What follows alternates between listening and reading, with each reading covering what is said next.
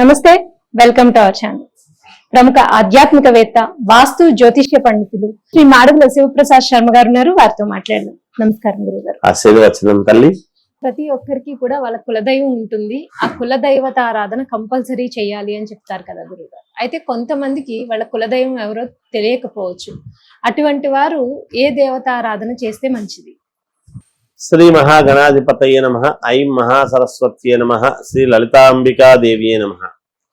మామూలుగా కులదేవత అనే అమ్మవారిని ఆరాధించడం అనేటువంటిది ప్రతి వాళ్ళము చేస్తాం.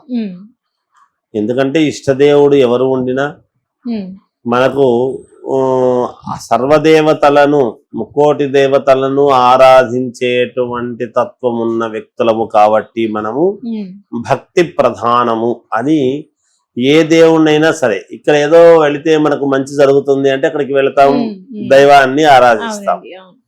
ఇంకో చోటికి ఏదో వెళితే ఇక్కడ బాగా జరుగుతుందంట అంటే అక్కడికి వెళతాం. అంటే మానవాళి కదా మనము, మనకు మనస్సు ఆదుర్ద, తొందరగా ఏదో జరగాలి, మనకు మేలవుతుంది అనేటువంటి భావనతో ఉన్నవాళ్ళం. అందువలన ఎక్కడ ఏది ఉండినా, ఏ దేవుడు మంచి చేసినా మనకు దేవుడే కదా అనే భావనతో వెళుతూ ఉంటారు. ఎంతో చక్కగా పూజలు చేసుకుంటుంటారు. అనేక రకాల కోరికలతో వెళ్ళి ఏదో ఆనందంగా తిరిగి వస్తారు. మనం దండం పెట్టుకున్నాము, భగవంతుడు చూస్తాడు, మనకున్నాళ్ళే అనే ఉద్దేశంతో వస్తూ ఉంటారు ప్రతి వాళ్ళు కూడా వెనక్కి తిరిగి. ఇక్కడ కులదేవత అనేటువంటిది మనము పెట్టుకున్నప్పుడు సాధ్యమైనంత వరకు కులదేవతలు తెలియకుండా ఉండరు ఎవరు. ఎందుకంటే వాళ్ళ వంశపారపర్యముగా పెద్దవాళ్ళు ఏం ఆరాధిస్తున్నారు, ఏమిటి, మనం అదే ఆరాధించాలి అని ఒక పద్ధతి ప్రకారంగా వస్తుంటారు. అలా తెలియని వాళ్ళు ఎవరైనా ఉంటే, ఒకవేళ నాకు కులదేవత తెలియదు, మా ఇంటి దేవుడు తెలియడు అని అనుకున్నటువంటి వాళ్లకు అమ్మవారు, ఏ అమ్మవారైనా సరే, లలిత అమ్మవారా, సరస్వతి, దుర్గా, మహాలక్ష్మీన, చాముండేశ్వరి దేవియా, లేకపోతే ఇంకేదన్నా, వాళ్ళు ఏమైనా అనుకోవచ్చుగా, ఎవరైనా సరే ఏదో ఒక అమ్మవారిని ఆరాధించటం అనేటువంటిది అవసరం. సహజంగా మామూలుగా చాలా మంది ఇళ్లలో అనేక రకాల ఫోటోలు, పోయిన చోటల్లా ఒక ఫోటో తెచ్చి పెట్టుకుంటూ ఉంటారు. అది తప్పు. క్షేత్రానికి పోతే క్షేత్రంలో ఫోటో తెచ్చుకొనే పెట్టుకోవాలి అనేటువంటిది చాలా తప్పు. ఎందుకంటే పోయిన క్షేత్రంలో కల్లా ఒక ఫోటో తెచ్చుకుంటూ పెడుతూ ఉంటే ఇంట్లో సర్వదేవతలు ఉంటారు. అట్లా కాదు. ఇంటికి ప్రధానం ఏమిటి అంటే ఇంటి దేవత, ఇంటి దేవుడు ఎవరో అది ప్రధానంగా పెట్టుకోవాలి. మిగతా విగ్రహాలన్నీ కూడా పక్కకు పెట్టుకునేటివే. మనం ఇవన్నీ మనకు ప్రధానం ఏమిటి, మన ఇంటి దేవుడు మనకు ప్రధానము కాబట్టి మనం పెట్టుకుంటాము గొప్పగా. మిగతాటివన్నీ కూడా సమన్వయం అవుతూ ఉంటాయి, అవసరానికి ఏర్పడినవే కాబట్టి అవి పక్కకు పెడతాం.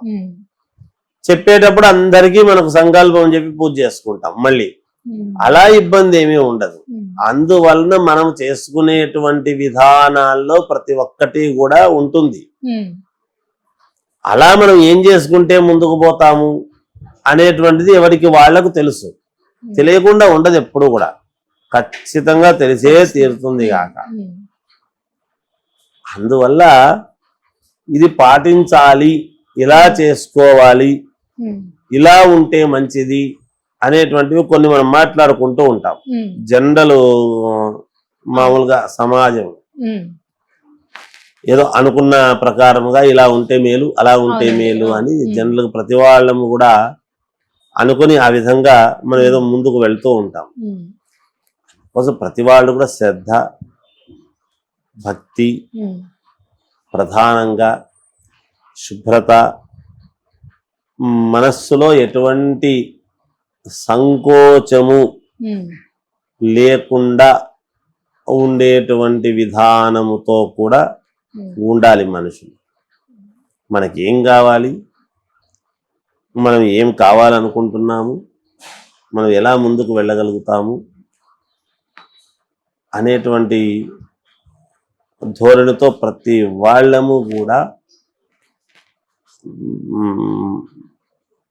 కాసేపు అలా కూర్చొని ధ్యానం చేసి మనకేం కావాలని అన్ని తెలుస్తాయి.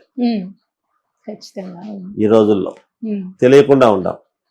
అందుకని పరమ పవిత్రముగా వెళ్ళాలి. గుళ్ళకు వెళ్ళేటప్పుడు మామూలుగా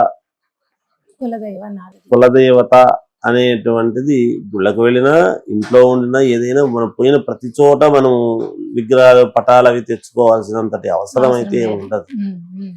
మన ఇంటి దేవుడు మనకు ఉంటే చాలు, అది ప్రధానముగా ముందు పెట్టుకోవాలి. ఒకవేళ తెలియని వాళ్ళు అమ్మవారిని ఆరాధించాలి. మూలదేవత అమ్మవారు కాకుండా వేరే ఆరాధించేటువంటి అవసరం ఎంత మాత్రమూ లేదు.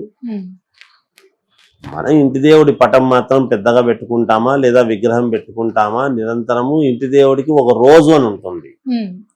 అమ్మవారికి అయితే శుక్రవారం మంగళవారము ఉంటుంది. వెంకటేశ్వర స్వామి అయితే మనకి నిత్యము అంటే శనివారము ఇలా ఉంటుంది. ఆంజనేయ స్వామి అంటే మంగళవారం ఉంటుంది. ఈశ్వరుడికి సోమవారము అని మనం చెప్పుకుంటున్నాం. ఇలా ఎవరి ఇంటి దేవుడు వాళ్లకు ఆ రోజు అని ఉంటుంది. ఇంకా యోగం ఏమిటి అంటే ఆ రోజు వాళ్ళు ఒక రోజు ఒక పూట భోజనం చేయటం గాని, లేదా దీన్ని నేను ఇవాళ నా ఇంటి దేవుడికి గాను నేను వదులుతున్నాను అనేటువంటిది ఒక చిన్న ఇది అనుకుంటే గనక, అంటే ఏదైనా ఒక పదార్థం వదిలేయాలంటారా? పదార్థం వదిలేయటం అని కాదు నేను అంటున్న మాట, ఇది వదిలేస్తాను అని కాదు. ఆ రోజు తినకుండా ఉండటము, ఏదో కాస్త భోజనం ఎక్కువ కాకుండా టిఫిన్ లాంటిది తినటము గాని, సాత్వికంగా ఇలాంటివి ఏదో ఒక నియమం పెట్టుకోవటం మన దీని రీత్యా, మన దైనందిన జీవితం రీత్యా. అలా ఎప్పుడైతే శ్రద్ధగా ఒక రోజు అని అమ్మవారికి మన ఇంటి దేవుడికి అని గనక మనం ఎప్పుడైతే పెట్టుకుంటామో ఖచ్చితంగా మేలు జరుగుతుంది. ఇంటి దేవుడు లేని వాళ్లకు అమ్మవారిని ఆరాధించాలి. ఎట్టి పరిస్థితుల్లో అమ్మవారే ఇంటి దేవతగా మనం కొలచవచ్చును. లేదు మనకి ఇష్టమైన దేవుడు ఏదో ఒక దేవుడిని పెట్టుకోవచ్చు. ఇంటి దేవుడు మనం ఫలానా అని తెలియకపోతే అలా మనం చేసుకోవటానికి అవకాశాలు ఎక్కువగా ఉన్నాయి తల్లి. తెలియని వాళ్లకు అమ్మవారిని ఇంటి దేవతగా మనం కొలుచుకోవచ్చు, చేసుకోవచ్చు. ఎక్కువ శాతం చాలా మందికి చెప్తూ ఉంటాం. అలాగే అందరికీ కూడా ఇది ఇలా చేయండి, ఇలా చేసుకోండి అని చెప్తారు. చాలా మంది ఇళ్లలో పటాలు ఊరికే విపరీతంగా పెట్టి ఎటు చేయకుండా అందరినీ ఆరాధిస్తున్నాం, ఎవరు మాకు పలకలేదు, మనకు దేవతలు ఎక్కువ, మా పని కాలేదు అని అనుకుంటూ ఉంటారు. అలా ఏమి కాదు. కానీ ఏదైనా మూలదేవత, ఎన్ని పటాలు ఉండినా మూలదేవత మన ఇంటి దేవుణ్ణి ప్రధానంగా అనుకుని ఉపాంగముగా మిగతాటివన్నీ ఉన్నాయి కాబట్టి అలా అగరబత్తీలు తిప్పేసి అలా పక్కన పెట్టి నమస్కారం చేసుకుంటే చాలు. అంటే మన ఇంట్లో శుభకార్యాలు జరిగేటప్పుడు కూడా ఫస్ట్ కులదైవత ఆరాధన ఖచ్చితంగా చేస్తామమ్మా. కలశాలు పెట్టి కులదేవత, మంటప దేవత అనేటువంటిది తీసుకొని చేసి ఆ కులదేవతను పూజించుకున్న తర్వాతనే మళ్ళీ గడపలో ఇంట్లోకి పోయి అడుగు పెట్టి మనం పూజలు చేసుకోవడం అనేది జరుగుతున్నది కదా. అదంతే, ఎప్పుడైనా అంతే. వరలక్ష్మి వ్రతం చేసినా మన కులదేవతను ముందు ఆరాధించాలి. అది తెలియని వాళ్ళు అమ్మవారిని ఆరాధించడం అంతే, సింపుల్. అక్కడ ఇంకేం లేదు తల్లి. కులదేవత ఆరాధన ఎలా చేయాలి అనేది చాలా చక్కగా వివరించారు గురువు గారు. ధన్యవాదాలు. మంచిది.